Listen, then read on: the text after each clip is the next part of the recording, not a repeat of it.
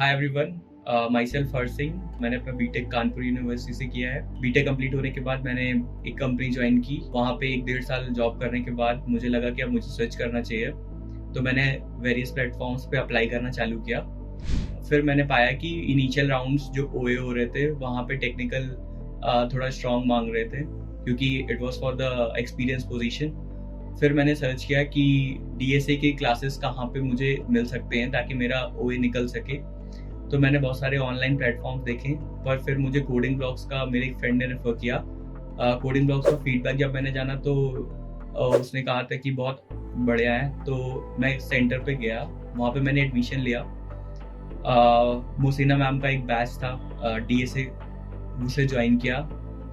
फिर उन्होंने बिल्कुल स्क्रैच से चीज़ें स्टार्ट की। उन्होंने सारे concepts, arrays, trees, graphs, link list, stack queues सब बिल्कुल बेसिक से लेके एडवांस तक का पढ़ाया। क्लासरूम में प्रॉब्लम्स भी सॉल्व की और फिर हमारा जो डाउट होता था वो भी सॉल्व किया। फिर at the end of the courses I was like कि हाँ, 100 to 200 problems were already solved, including some of them from HackerBlocks, some from LeetCode and CodeChef as well. तो फिर एट द एंड मुझे एक confidence मिला कि हाँ, अब टेक्निकल राउंड्स इजीली निकल सकते हैं। फिर मैं पैरेलली अप्लाई करता गया, जिस भी प्लेटफॉर्म पे अप्लाई कर सकता था वहाँ किया। मोस्टली लिंक्डइन पे फोकस किया। लिंक्डइन पे मैंने अपने सीवी में क्वेश्चंस भी डाली कि कितने क्वेश्चंस कौन कौन से प्लेटफॉर्म पे कर रखे थे।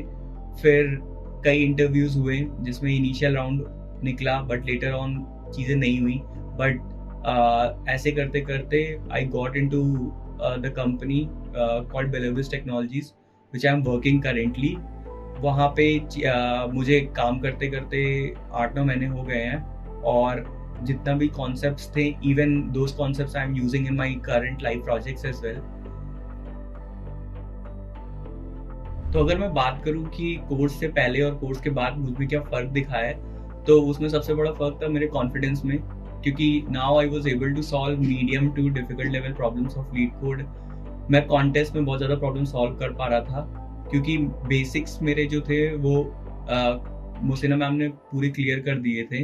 तो उनका बेस यूज़ कर करके, फ्यू ट्विक्स एंड ट्रिक्स करके मैं इजीली प्रॉब्लम सॉल्व कर पा रहा था।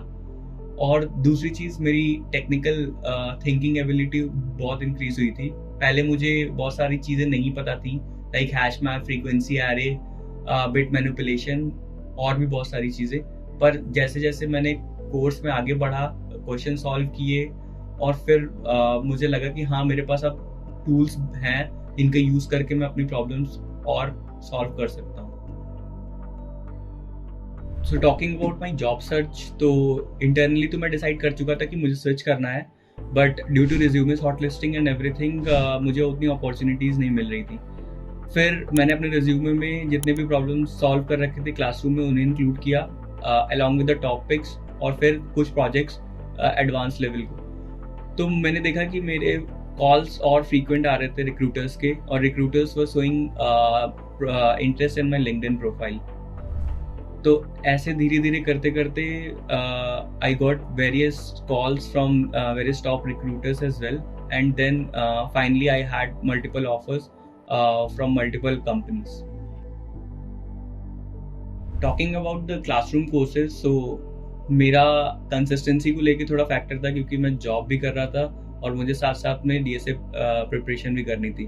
तो क्लासरूम जो वीकेंड्स पे होते थे, उससे मुझे ये बेनिफिट मिलता था कि वो कॉन्सेप्ट्स, एक कॉन्सेप्ट पर क्लास मुझे सीखने को मिलता था, और फिर मैं उसको जाकर पूरे हफ्ते उसके क्वेश्चन सॉल्व कर सकता था, उन कॉन्सेप्ट्स को रिवाइज कर सकता था, और अगले वीकेंड आके उन प्रॉब्लम्स को पूछ सकता था मेंटर्स और टीए से। So classrooms were over, now I need to prepare for the interviews. तो मैंने क्या किया, मैंने जितने भी पढ़ाए हुए टॉपिक्स थे सबको इंडेक्स कर लिया अपनी फ्रंट पेज पे, कॉपी पे, और फिर लाइन बाय लाइन रिवाइज करना स्टार्ट किया। तो मैं मोस्टली पीछे से ही स्टार्ट करता था, ताकि जो डिफ़िकल्ट टॉपिक्स हैं उन्हें मैं इजीली कर सकूं, और फिर लेटर ऑन जो इजी टॉपिक्स स्टार्टिंग में हैं उन्हें आखिरी में बस एक बार देख लूं, ताकि इंटरव्यू आते आते मैं पूरी तरह से चीज़ों को कंफर्ट फील कर सकूं। और इस तरह से मैंने कुछ क्वेश्चंस भी अपने नोटबुक में लिख रखे थे, ताकि उनसे जो कॉन्सेप्ट्स क्लियर हो रहे थे वो इंटरव्यू में एज इट इज़ अगर पूछे जाएँ तो मैं बता सकूँ। तो मोस्टली डीएसए की जो जर्नी है इट्स अ मैराथन। तो if you want to learn DSA and want to switch और want to sit for the campus placement, what I will advise is classroom courses along with the live courses are the best, or you can see and match which best suits you. तो उस हिसाब से आप accordingly enrol कर लो या किसी mentor के courses में। और फिर notes is one of the key जो मुझे इंटरव्यू के टाइम रिवाइज करने में बहुत हेल्प किए। फिर applying on various platforms like LinkedIn, नौकरी एंड हायरिस्ट एंड अदर प्लेटफॉर्म्स। तो वहाँ पे जितनी बार आप अप्लाई करोगे और या कोल्ड ईमेल्स के थ्रू रिक्रूटर्स को रीच आउट करोगे उतना ही हेल्पफुल होगा और उतने ही ज़्यादा कॉल्स और उतने ज़्यादा इंटरव्यूज आप दे सकते हो।